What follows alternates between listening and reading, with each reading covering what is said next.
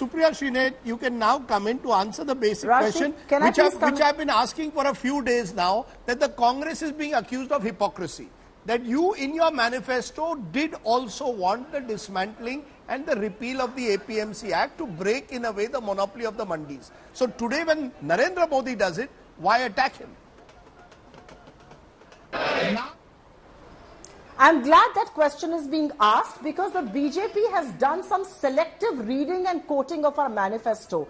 And because I take special interests in the written word, I will tell you what we said, which Mr. Trivedi will of course not quote to you.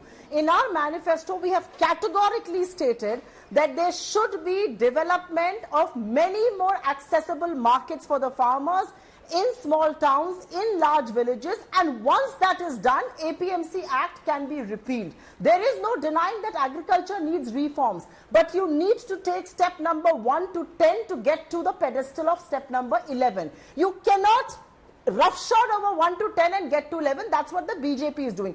Create markets, ensure there is an MSP, and I will just say one thing. If Mr. Modi is so serious about ensuring MSP, like Mr. Trivedi and his other... Okay, your image seems to have... Yes. Produce below the MSP.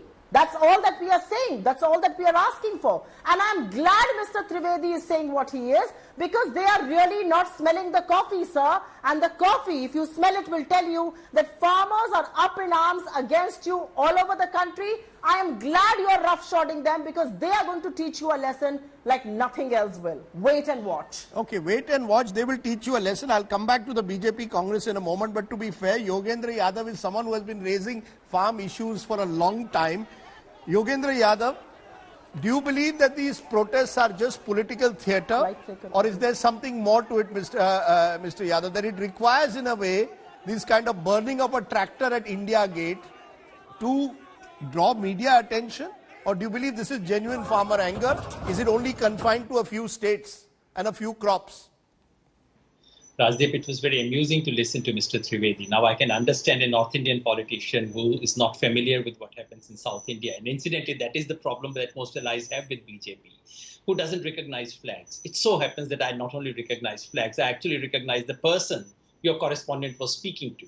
That is Mr. Nagendra, who is the president of Karnataka Rajya Rajyat Sangha, founded by Nanjuda Swami. Nothing to do with Congress, nothing to do with BJP. These are people who for last 25 years have opposed all regimes. It so happened that on 25th, I traveled about 200 kilometers in Haryana and in Punjab, Narwana, Ratia, Mansa, and finally up to Patiala. I can tell you, not a single Congress banner. There was one Akali Shamiana minus the farmers, but there was one Akali Shamiana, not a single Congress flag. And the organizations which have actually been leading the fight are the ones who were gheraiing Mr. Amrinder till 6 months ago.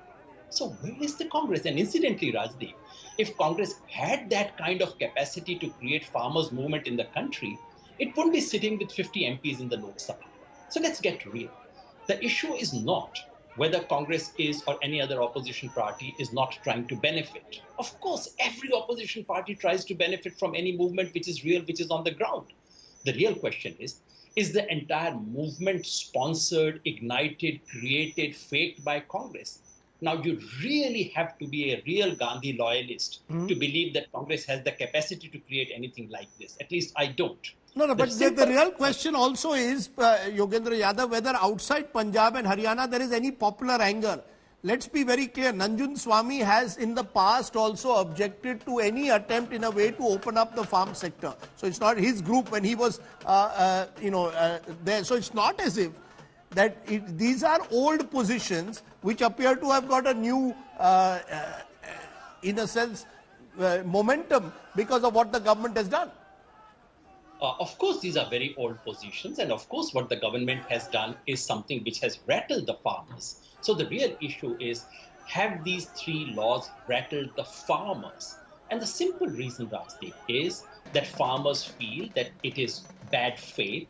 It is brought in at the time of a pandemic, during lockdown, three legislations which have nothing to do with pandemic, with lockdown or farmers' needs. brought in without consultation. I would like Mr. Trivedi to please name 2 farmer organizations which his party consulted before the ordinance or even after the ordinance. The manner in which it was pushed through the Lok Sabha, the shameful episode in Rajya Sabha, and the fact that they are legally also doubtful. So obviously farmers feel something is strange, something is amiss.